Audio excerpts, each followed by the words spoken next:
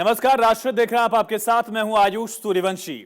आज देश से जुड़ी उन खबरों पर बात करेंगे जिनसे सीधे जुड़ा है देश का हित। आज बात करेंगे दिल्ली से मिटी औरंगजेब की पहचान की। दिखाएंगे आपको कि कैसे मध्य प्रदेश में फोन पे का लोगो पोस्टर में लगाना कांग्रेस के लिए मुश्किल खड़ी कर गया। बकरीद पर यूपी के सीएम योगी आदित्यनाथ की सख्ती के चलते कैसे रिवाज बदल गया, ये भी आपको दिखाएंगे। तो चलिए शुरू करते हैं आज का राष्ट्रहित।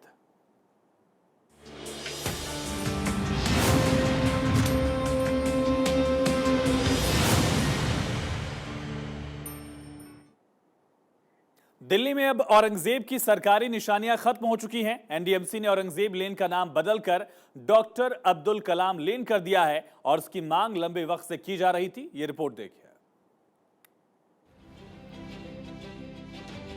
लुटियंस दिल्ली में औरंगजेब लेन का नाम बदल दिया गया है। अब इस सड़क को डॉक्टर एपीजे अब्दुल कलाम लेन के नाम से जाना जाएगा। नई दिल्ली नगर पालिका परिषद यानी एनडीएमसी ने इस मामले में सदस्यों के साथ की एक बैठक में नाम बदलने को मंजूरी दी।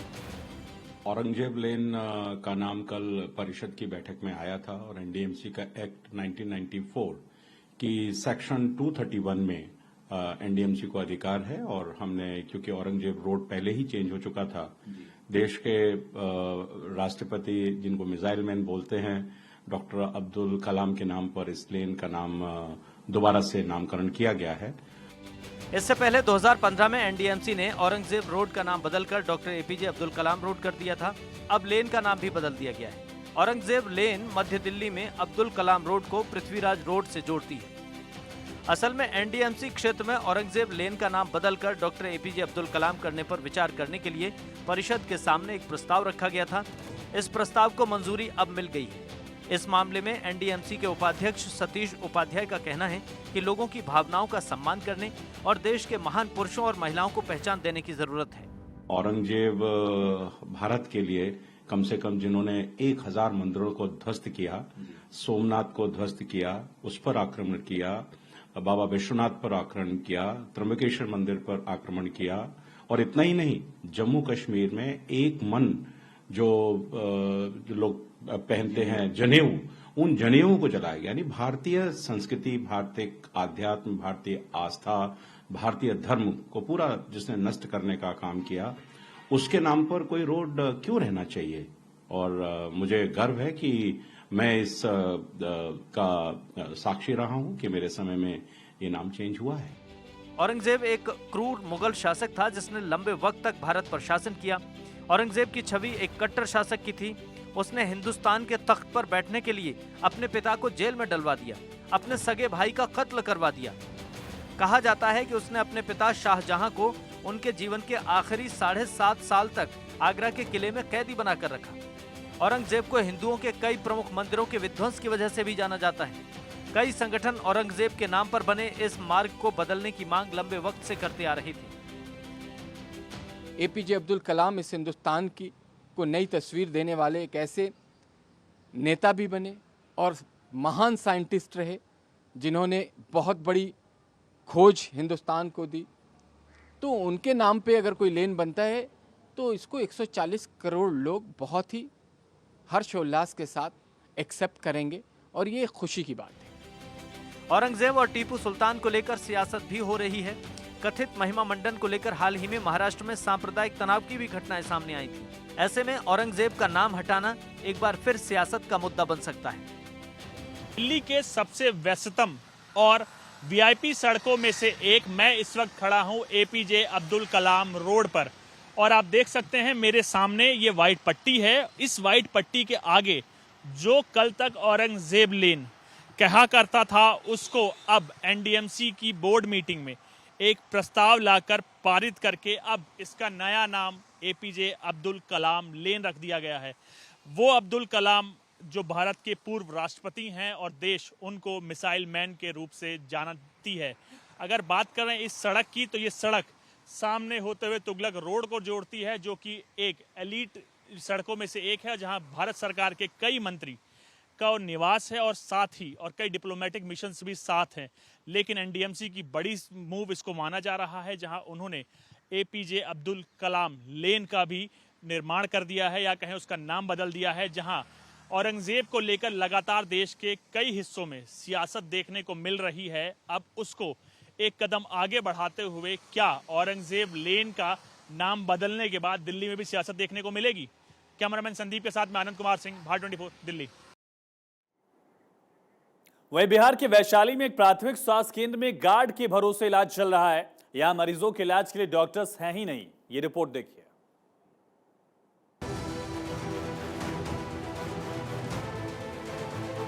वैशाली के महनार का सामुदायिक स्वास्थ्य केंद्र एक बार फिर सुर्खियों में है। दरअसल यहाँ कोई डॉक्टर, कोई स्वास्थ्यकर्मी इलाज नहीं करता, बल्कि हॉस्पिटल की सुरक्षा में तैनात सुरक्षाकर्मी ही मरीजों का इलाज करते हैं। सुनकर आपको हैरानी हो रही होगी, लेकिन इसका वीडियो भी सामने आया है जिसमें सुरक्षाकर्मी मरीज को सुई लगाते हुए दिखाई दे रहा है। दरअसल रविवार की देर रात कुतुबपुर गांव की रहने वाली एक महिला करंट लगने की वजह से जख्मी हो गई थी। परिजन इलाज के लिए हॉस्पिटल लेकर आए, जहां महिला का इलाज किसी डॉक्टर ने नहीं बल्कि सुरक्षाकर्मी ने किया। इसका वीडियो भी सामने आया है। जब इस बारे में सिविल सर्जन से पूछा गया तो उनका कहना है कि इस पूरे मामले की जांच कराएंगे, क्या क्या कमी है इसके बारे में पता करेंगे। यही जांच कराएंगे, अभी उसको देखेंगे। तो ये देखना है कि स्टाफ जो वहाँ उस समय ड्यूटी वो कहाँ था। जो ये देखने से तो लग रहा है कि आदमी जानता है कुछ काम, लेकिन स्टाफ जो वहाँ जिसकी ड्यूटी थी वो कहाँ है, ये चीज अब पता। ये वीडियो बता रहा है कि जिले का स्वास्थ्य महकमा कितना सजग है, उसे मरीजों की कितनी चिंता है और किस तरह से लोगों की जिंदगी के साथ खिलवाड़ हो रहा है। गार्ड इलाज कर रहा है, डॉक्टर और स्वास्थ्यकर्मी नदारद हैं, सिविल सर्जन जांच की बात कर रहे हैं। अब देखना होगा कि जांच के बाद क्या कुछ सामने आता है और इस लापरवाही पर किसके ऊपर कार्रवाई होती है। Bureau report, Bharat 24।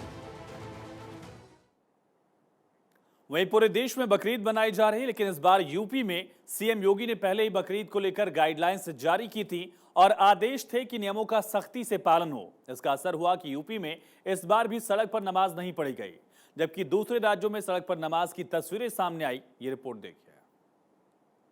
अल्लाहु अकबर। यूपी में मनी बकरीद, व्यवस्था रही सटीक, पुलिस रही मुस्तैद, ड्रोन से निगरानी। यूपी में बदला रिवाज, सड़क पर नहीं नमाज। यूपी में योगी आदित्यनाथ की सरकार है। सख्त प्रशासक योगी एक बार जो फैसला ले लेते हैं, फिर उसका असर पूरे प्रदेश में देखने को मिलता है। नियमों में लापरवाही बाबा को बर्दाश्त नहीं। योगी ने साफ साफ कह दिया था, बकरीद मनाइए लेकिन तय जगहों पर ही कुर्बानी हो। इसके साथ ही सरकार का साफ आदेश था, सड़क पर नमाज नहीं होगी। इसका असर भी दिखा। अलीगढ़ में पहली बार नमाज सड़क पर नहीं बल्कि मस्जिदों के अंदर ही हुई। यूपी में सड़क पर नहीं हुई नमाज। योगी सरकार ने दिया था निर्देश, मस्जिदों के अंदर ही हो नमाज। 75 जिलों में अलर्ट रही पुलिस। डीएमएसपी खुद फील्ड पर दिखे। पश्चिमी उत्तर प्रदेश जो संवेदनशील इलाका है, वहां भी पूरी तरह शांति रही। अगर यूपी की बजाय बाकी राज्यों की बात करें तो खास तौर पर गैर बीजेपी शासित राज्यों में सड़क पर नमाज अदा हुई, जिस वजह से लोगों को जाम का सामना करना पड़ा। बिहार, राजस्थान, कर्नाटक और बंगाल में यही हाल रहा। जहां सड़क पर नमाज अदा हुई तो वहीं यूपी में बकरीद के त्योहार पर ड्रोन के जरिए निगरानी हुई। चप्पे चप्पे पर पुलिस मौजूद रही। डीएम और एसपी खुद फील्ड पर उतरे। किसी भी तरह की अराजकता और अव्यवस्था से निपटने के लिए पुलिस और पीएसी मौजूद रही।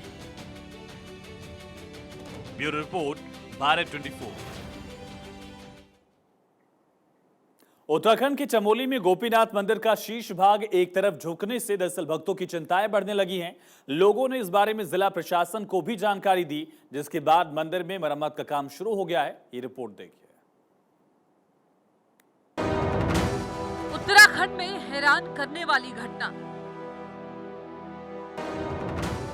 चमोली में अचानक एक तरफ झुकने लगा मंदिर।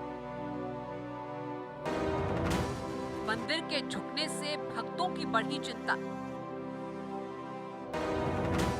मंदिर पर खतरे की आशंका से भक्तों में डर। मंदिर के पुजारियों ने जिला प्रशासन को दी जानकारी। पूरा पुरातत्व विभाग के अधिकारियों ने लिया संज्ञान। उत्तराखंड के चमोली के गोपेश्वर इलाके में है भगवान गोपीनाथ मंदिर, हजारों हिंदुओं की आस्था का केंद्र। ये मंदिर केदारनाथ और बद्रीनाथ के बीच में स्थित है। यहाँ मंदिर का शीर्ष भाग एक तरफ झुक रहा है और गर्भगृह से लगातार पानी टपक रहा है। ये भगवान शिव का मंदिर है। यहाँ हर रोज हजारों भक्त दर्शन के लिए आते हैं। मंदिर के झुकने की खबर पूरे इलाके में फैल चुकी है। इस स्थिति के बारे में मंदिर के पुजारियों ने सोशल मीडिया पर भी जानकारी दी और अब एसडीएम, तहसीलदार, पुरातत्व विभाग के अधिकारियों को भी जानकारी दी जा चुकी है। इसकी बात करें, जो दरारों की आप बात कर रहे हैं, इसमें आप ये सामने देख रहे होंगे कार्य पुरातत्व विभाग इसमें कार्य कर रहा है और ये पुरातत्व के संज्ञान में बता दिया गया है। जो इसमें दरारें की जो बातें चल रही है, ये कुछ दिनों से काफ़ी लोगों की नज़र में आ रहा है कि मंदिर का जो परिवर्तन दिख रहा है, एक तरफ को झुकाव, तो उसको लेके पुरातत्व को संज्ञान में बता दिया गया है। और पुरातत्व की टीम कल यहाँ पर तहसीलदार, एसडीएम भी यहाँ पर विजिट कर चुके हैं, उन्होंने भी इसको संज्ञान में ले लिया है। शिकायत मिलने के बाद पुरातत्व विभाग के अधिकारियों ने सर्वेक्षण करना शुरू कर दिया है। मंदिर में मरम्मत का काम करवाया जा रहा है। पौराणिक काल से ही ये मंदिर अपने निर्माण शैली को लेकर विशेष आकर्षण का केंद्र रहा है। नगर शैली में निर्मित यह मंदिर कत्यूरी राजाओं द्वारा बनवाया गया, ऐसी मान्यताएं हैं। अब पहले से ही मंदिर की व्यवस्था स्थानीय हक हकूकधारियों के पास थी। मंदिर अलग अलग जगह से क्षतिग्रस्त होने लगा था, जिसके बाद पुरातत्व विभाग के अधीन होने के बाद अब इसका संरक्षण पुरातत्व विभाग करता है। मंदिर के पुजारी हरीश भट्ट बताते हैं कि यह मंदिर उत्तर भारत के सबसे भव्य मंदिरों में से एक है। इस मंदिर से जुड़ी हुई कई धार्मिक कथाएं हैं और हर वर्ष भगवान के दर्शनों के लिए यहाँ पर हजारों की तादाद में भक्त आते हैं। कई धार्मिक कथाएं हैं, लेकिन मंदिर के झुकाव और अलग अलग जगहों पर दरारों को देखते हुए पुरातत्व विभाग और जिला प्रशासन को मंदिर को गंभीरता से लेकर अब सोचना होगा और इस मंदिर के संरक्षण को लेकर कार्य योजना भी तैयार करनी होगी। सन 1962 में भारतीय पुरातत्व सर्वेक्षण के द्वारा मंदिर में रिनोवेशन कार्य किया गया था, जिस कार्य में मंदिर का जो हिस्सा झुकाव बताया जा रहा है उसको एक तरफ से खोला गया था और पुनः उसको जो उसमें पत्थर लगे हुए उनकी नंबरिंग करके उसको उसी के अनुसार वहाँ पर लगाया गया था।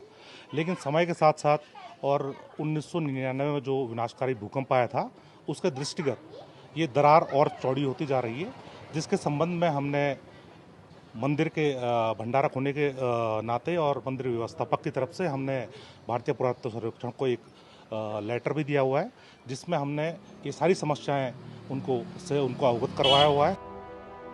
सही ड्रेनेज सिस्टम नहीं होने के चलते गोपेश्वर के अलग अलग हिस्से भूस्खलन की चपेट में हैं। इसका प्रभाव अब गोपीनाथ मंदिर के आसपास भी पड़ रहा है। लोगों का कहना है कि गोपीनाथ मंदिर लाखों लोगों की आस्था का प्रतीक है। इस धरोहर को बचाए रखने के लिए शासन, प्रशासन और पुरातत्व विभाग को मंदिर के संरक्षण के लिए कार्य करना चाहिए। Bureau report, Bharat 24। मध्य प्रदेश में बीजेपी और कांग्रेस की लड़ाई पोस्टर वॉर पर आ गई है, लेकिन यही पोस्टर वार कांग्रेस के लिए मुश्किल बन गया। दरअसल कांग्रेस ने सीएम शिवराज सिंह को टारगेट करते हुए पोस्टर लगाया था और इसी के बाद इसमें जो फोन पे का लोगो यूज किया गया है, इसको लेकर कंपनी ने आपत्ति जताई है और कार्रवाई की बात भी कह दी है। ये रिपोर्ट देखिए।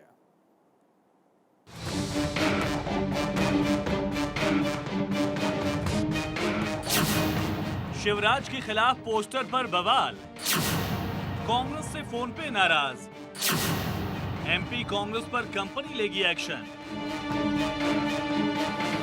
मध्य प्रदेश में साल के आखिरी में विधानसभा के चुनाव होने हैं, लेकिन उससे पहले ही सियासी हमले बयानबाजी के बाद अब नए नए तरीके से एक दूसरे को घेरने की तैयारी की जा रही है।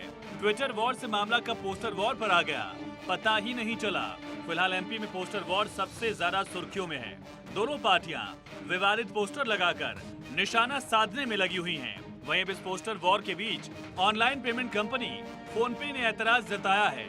पोस्टर लगाने की शुरुआत तो मध्य प्रदेश कांग्रेस के दिग्गज नेता और पूर्व मुख्यमंत्री कमलनाथ के पोस्टर से हुई थी। भोपाल में जगह जगह उनके विवादित पोस्टर लगाए गए थे, जिसमें उन्हें भ्रष्ट और वांछित बताया गया था। वहीं जब कांग्रेस नेताओं ने इस पोस्टर्स को देखा तो बीजेपी पर आरोप लगाए गए। फिर क्या था, कांग्रेस ने जवाब देने की तैयारी करते हुए शिवराज सिंह चौहान के खिलाफ पोस्टर जारी कर दिए। इन पोस्टर्स पर शिवराज नहीं घोटाला राज के पोस्टर लिखे दिखाई दिए। अब शिवराज सिंह चौहान के विरोध में जो पोस्टर लगाए गए थे, उन पोस्टर्स पर डिजिटल यूपीआई ऐप फोन पे का लोगो लगा था। उस स्कैनर पर शिवराज सिंह चौहान की फोटो भी थी। इसको लेकर फोन पे ने अब ट्वीट किया है, साथ ही कांग्रेस को कड़ी चेतावनी दी है। बिना परमिशन लिए हमारा लोगो आपने इस्तेमाल किया, जबकि ये लोगो हमारी कंपनी का रजिस्टर्ड ट्रेडमार्क है। किसी को भी हमारा लोगो इस्तेमाल करने का अधिकार नहीं है। हम किसी राजनीतिक अभियान या पार्टी से जुड़े नहीं हैं। वहीं फोन पे की आपत्ति के बाद एमपी की सियासत में बीजेपी हमलावर हो गई। गृह मंत्री नरोत्तम मिश्रा ने कहा कि कांग्रेस ने डर्टी पॉलिटिक्स की, खिसियाहट छुपाने के लिए वो ऐसा कर रहे हैं। खिसियाहट छुपाने के लिए कांग्रेस ये जो कर रही है ना, कमलनाथ जी, वैसे तो आपने खुद नहीं स्वीकार कर लिया है, और आपके जो लोग हैं वो फोन पे, सीसीटीवी पे, फेसबुक पे लगाते हुए दिख रहे हैं। कांग्रेस के लोग हैं। छिंदवाड़ा में तो एनएसयूआई का जिला अध्यक्ष, नगर अध्यक्ष दोनों हैं जो पोस्टर लगाते हुए दिख रहे हैं। बुरहानपुर में आपके कांग्रेस का पदाधिकारी है। ग्वालियर के अंदर है। ये सीसीटीवी फुटेज हैं। मैं आपको मीडिया वालों को दिखाता हूं सीसीटीवी फुटेज कि किस तरह से ये लोग पोस्टर लगा के डर्टी पॉलिटिक्स कर रहे हैं। और आप तो खुद स्वीकार कर चुके हो अभी 2 दिन पहले। आपकी आपस की लड़ाई को आप राजनीति को किस कीचड़ उछालने की तरफ ले जा रहे हैं। चुनाव से पहले शुरू हुए पोस्टर वॉर में भले कांग्रेस घिरी नजर आ रही हो, लेकिन ये लड़ाई थमती नजर नहीं आ रही। और देखना होगा कि फोन पे वाले चैप्टर के बाद कांग्रेस अब कैसे बीजेपी को घेरेगी। Bureau report, Bharat 24।